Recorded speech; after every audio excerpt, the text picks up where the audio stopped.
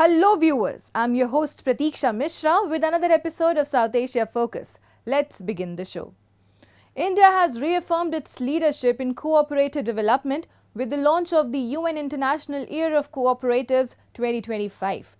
At the ICA Global Cooperative Conference 2024 in New Delhi, the focus was on the transformative power of cooperatives in fostering inclusive growth. Success stories like Amul highlighted the vital role of women in driving empowerment and community development. Founded in 1946, Amul exemplifies cooperative success, transforming rural India and the dairy industry. Through its decentralized model under the Gujarat Cooperative Milk Marketing Federation, it ensures fair prices, empowers farmers, particularly women, and fosters innovation. Amul's achievements were highlighted at the ICA Global Cooperative Conference 2024 in New Delhi, marking the first time in its 130-year history that the International Cooperative Alliance convened in India. Inaugurated by Prime Minister Narendra Modi under the theme Cooperatives Build Prosperity for All, the conference showcased India's commitment to inclusive growth through collaboration. PM Modi celebrated the pivotal role of women in cooperatives, emphasizing their contributions to economic empowerment and community development. दुनिया के लिए cooperatives एक model है, लेकिन भारत के लिए cooperatives संस्कृति का आधार है, जीवन शैली है। आज भारत के कोऑपरेटिव सेक्टर में 60% से ज्यादा भागीदारी महिलाओं की है। महिलाओं के कितने ही कोऑपरेटिव्स आज इस सेक्टर की ताकत बने हुए हैं। साथियों, हमारा प्रयास है कि कोऑपरेटिव्स की मैनेजमेंट भी महिलाओं की भागीदारी उसमें बढ़े। इसके लिए हमने multi state cooperative society act में संशोधन किया है। अब मल्टी स्टेट कोऑपरेटिव सोसाइटी के बोर्ड में वीमेन डायरेक्टर्स का होना जरूरी कर दिया गया है। The Prime Minister launched the UN International Year of Cooperatives 2025 with the theme Cooperatives Build a Better World, emphasizing their role in social inclusion, economic empowerment, and sustainable development. Recognized by the UN Sustainable Development Goals as key drivers of progress, cooperatives help reduce inequality, promote decent work, and alleviate poverty.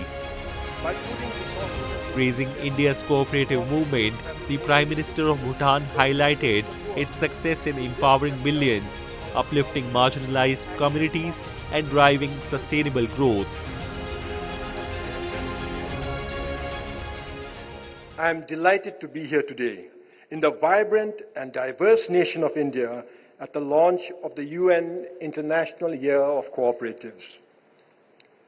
Today, we come together to celebrate not just the cooperative movement, but the profound impact it has had on communities around the world, especially in uplifting the marginalized and fostering sustainable economic growth. Cooperatives have achieved remarkable successes over the years. They have empowered millions, providing essential services, fostering economic inclusion, and stimulating local economies. The 18 International Cooperative Alliance member organizations in India represent nearly 800,000 cooperatives and 290 million cooperators. The UN Resident Coordinator for India highlighted the transformative global impact of India's cooperative sector. India's cooperative sector has been central to rural transformation, empowering millions through initiatives like Amul, the largest dairy cooperative in the world, which makes, believe me, the most delicious products. You have to try if you haven't already. And women-led self-help groups are leveraging India's world-class digital public infrastructure, helping many, many millions of women access microfinance, grow their businesses, strengthen their communities through women-led development. As the UN International Year of Cooperatives 2025 approaches, it is clear cooperatives are vital to building a more equitable world. India's commitment to prosperity through cooperation serves as a beacon of hope, showing that together we can create a thriving future for all. In a pivotal step for Sri Lanka's economic recovery, the IMF has approved the third review of the country's $2.9 billion bailout package. While signs of recovery are emerging, the IMF cautions that Sri Lanka's economy remains vulnerable. The country must complete critical debt restructuring deals with bondholders and bilateral creditors, including Japan, China and India, to ensure continued financial support. As Sri Lanka works through its financial challenges, the government's commitment to reforms and debt resolution will be key to securing long-term economic stability and growth. Take a look. In a crucial move for Sri Lanka's economic recovery, the International Monetary Fund approved the third review of Sri Lanka's $2.9 billion bailout. The International Monetary Fund confirmed it will release approximately $333 million, which will bring the total financial support to around $1.3 billion. Despite this, the global lender warned that the South Asian nation's economy remains vulnerable. The IMF noted that while signs of recovery are emerging, Sri Lanka still faces significant challenges. The country needs to complete a debt restructuring deal, which includes a $12.5 billion bondholder debt restructuring and a $10 billion debt rework with bilateral creditors, including Japan, China and India, to keep the bailout program on track. We have reached staff-level agreement with the Sri Lankan authorities on the third review under the 4-year extended fund facility supported program. Upon completion of the executive board review, Sri Lanka would have access to about $330 million. This would bring IMF financial support disbursed under the arrangement to a total of about $1.3 billion. In terms of the macroeconomic situation, Sri Lanka's ambitious reform agenda supported by the EFF is delivering commendable outcomes. The economy expanded on average by 4% year-on-year in the 4 quarters ending in June of this year, and high-frequency indicators point to continued expansion across all sectors. The IMF's bailout, secured in March last year, helped stabilize Sri Lanka's economy after it plunged into its worst financial crisis in over 7 decades in 2022. The IMF has emphasized the importance of the Sri Lankan government's steadfast commitment to the objectives of the bailout program. I would like to note that the new government's commitment to the program objectives has enhanced confidence and ensures policy continuity. Sustaining the reform momentum is critical to safeguarding the hard-won gains of the program. It is also critical to put the economy on a path towards lasting recovery and stable and inclusive growth.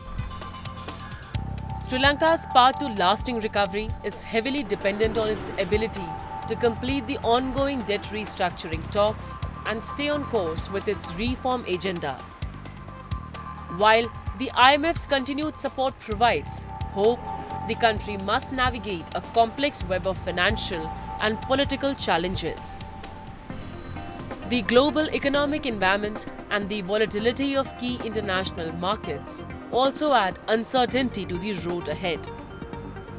As Sri Lanka seeks to overcome its debt crisis and rebuild its economy, international financial support will remain essential, but the country must demonstrate resilience and commitment to its reform agenda if it is to achieve sustainable long-term growth.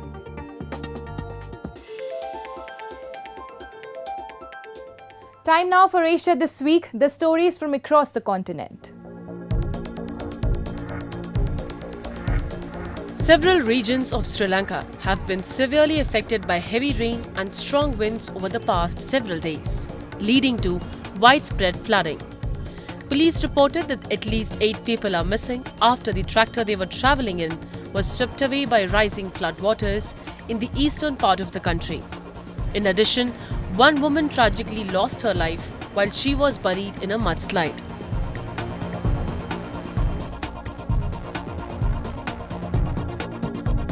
JFE Engineering, a prominent Japanese engineering firm specializing in waste-to-energy plants, oil and gas facilities, pipelines, bridges, and other infrastructure projects worldwide, has launched its first overseas waste management project in Malaysia. The project received Malaysian government approval in July 2024. A joint venture known as JNT Berjaya Alam Murni (JBAM) was formed by Malaysia's NASA Enviro Holdings, Japan's JNT Recycling Corporation, and JFE Engineering Malaysia. Together, they aim to develop and manage the Sustainable Scheduled Waste Treatment Center in Malaysia.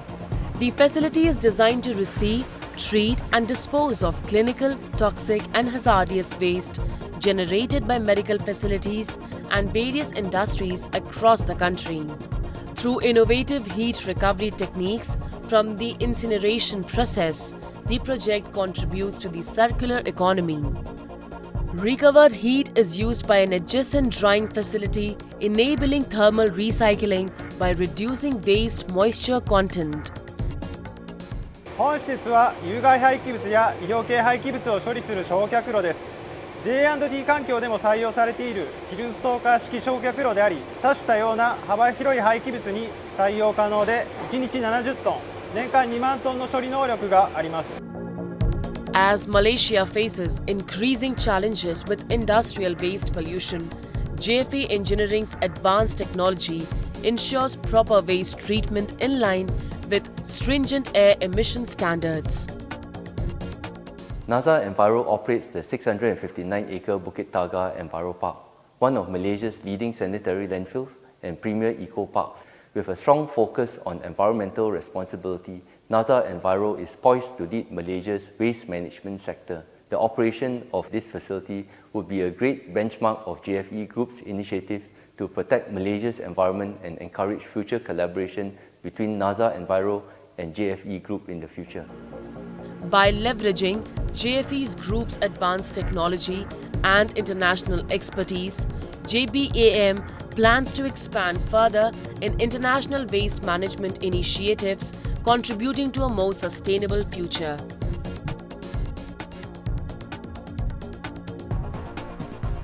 South Korea's capital was blanketed by the heaviest snowfall in Seoul during November on record, with bad weather, snarling traffic, knocking out power and grounding hundreds of flights as authorities braced for more snow in coming days.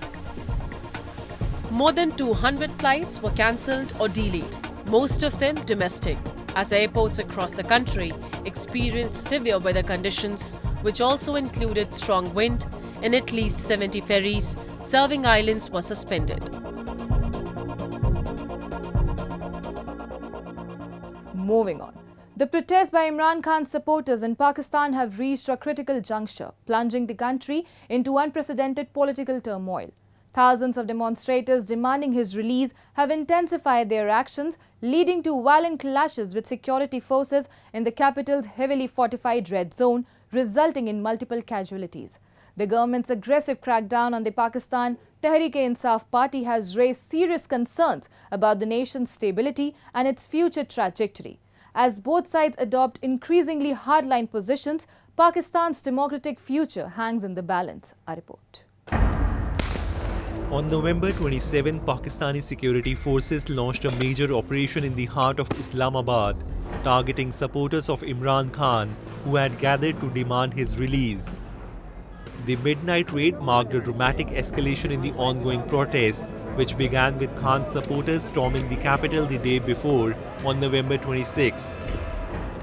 Imran Khan, the former Prime Minister and leader of the opposition Pakistan Tehreek-e-Insaf Party, has been imprisoned since August of the previous year. His supporters have called for his immediate release, staging protests across the country which have grown increasingly tense. The protests in Islamabad intensified as thousands of demonstrators led by Khan's wife, Bushra Bibi, broke through multiple security lines and converged on the city's highly fortified red zone, a critical area housing government buildings, including the parliament and foreign embassies, all heavily guarded by the military. The violence that ensued resulted in multiple casualties, including both security forces and PTI supporters. Khan's party PTI had called for a sit-in protest within the red zone, vowing to remain until Khan's release. This bold move added fuel to an already volatile political situation with tensions running high. In response, the government took a firm stance against the demonstrations. Pakistan's Interior Minister Mohsin Naqvi declared that no negotiations would take place with the protesters, accusing them of being heavily armed and engaging in violent confrontations with security forces. It seems like a rather critical juncture here. And at the same time, one which it's hard to predict how it's going to end.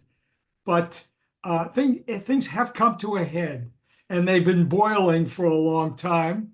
But now what we have, as I see it, is the kind of confrontation between the establishment and the PTI, led, of course, by Imran Khan. And only one of them can emerge from this standing. It's something which we've had battles between them before, but now Imran Khan is putting all of his cards on the table. The escalating violence on the streets has raised alarming concerns about Pakistan's stability. The midnight raid, part of a sweeping crackdown on those affiliated with Imran Khan's PTI party, underscores a troubling escalation in the confrontation between Khan's supporters and the military-led government. The crackdown not only signals a tightening of the government's grip on power, but also highlights the deepening divide within the country. This growing conflict threatens to further destabilize Pakistan, pushing it closer to a crisis of legitimacy. How it resolves, as I said here, is rather unpredictable.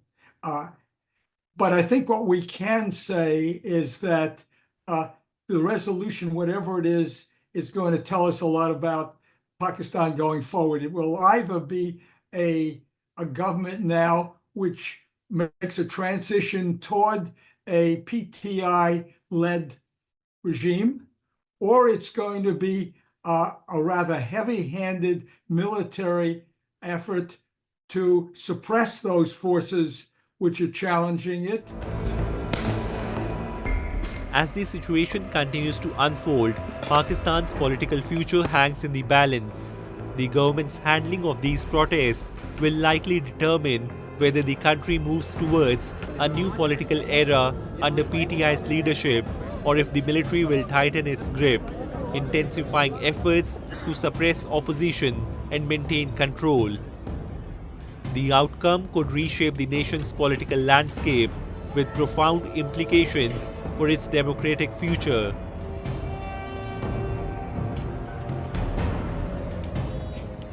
The situation in Bangladesh has sparked a growing international outcry as attacks on the Hindu minority escalate. Since the fall of the Awami League government in August, Hindu homes, temples and businesses have been targets of violence across the country. Prominent figures like British MP Bob Blackman and American singer and activist Mary Milben have condemned the attacks, urging the Bangladeshi government to take action to protect religious minorities. International pressure is mounting with calls for sanctions against the interim government led by Muhammad Yunus. Take a look. Bangladesh's Hindu minority, which makes up only about 8% of the nation's 170 million people, has endured a surge of attacks since the fall of Sheikh Hasina's Awami League government on August 5th. The violence has affected more than 50 districts across the country, with reports of arson, vandalism and physical assaults targeting Hindu homes, temples and businesses. Recently, tensions intensified after the arrest of Chinmoy Krishnadas, a prominent Hindu spiritual leader, in a sedition case. His denial of bail by a court sparked protests from the Hindu community in Dhaka, Chattogram and several other regions, demanding justice and an end to the attacks. Das, a leader with the International Society for Krishna Consciousness, is accused of engaging in activities deemed against the state, fueling even greater unrest. In response to the escalating violence, international leaders have raised their voices in solidarity with the Bangladesh's Hindu community. British Conservative MP Bob Blackman recently addressed the issue in the UK Parliament, calling the ongoing attacks unacceptable.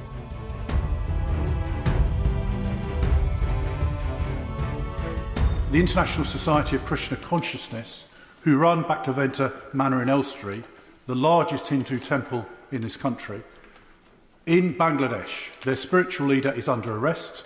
Hindus across Bangladesh are being subject literally to death by their houses being burnt, their temples are being burnt, and there was an attempt today in the Bangladesh High Court to rule that ISKCON should be banned from the country. This is a direct attack on Hindus.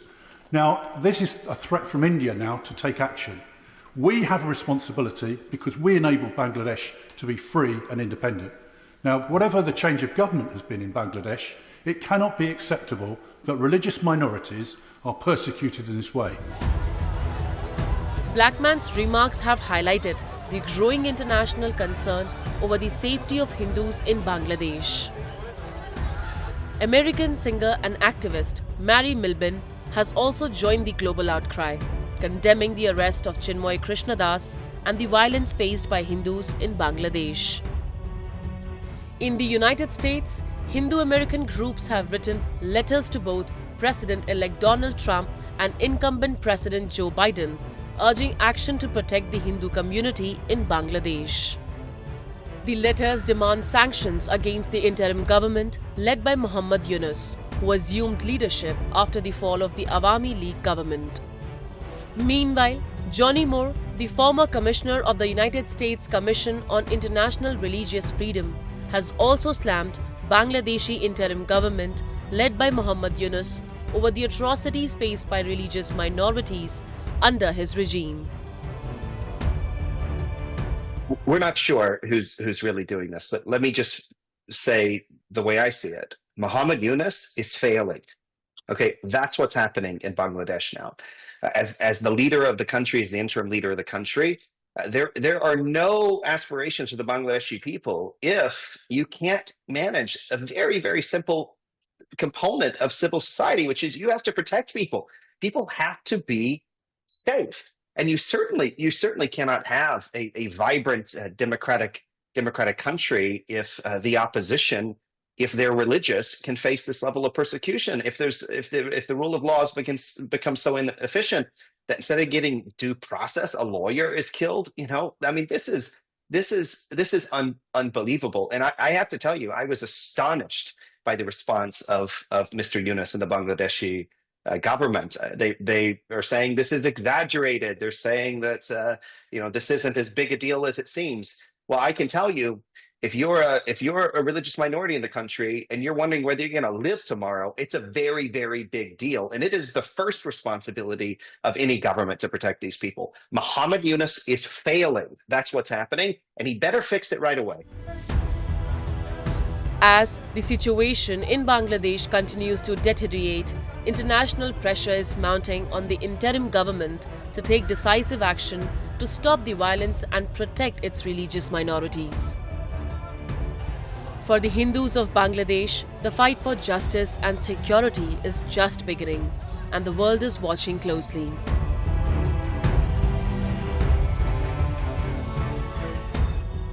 The clock is ticking for Bangladesh's Hindu community. Will justice prevail? Only time will tell. And with that, we come to the end of this week's episode. See you next week. Till then, goodbye and take care.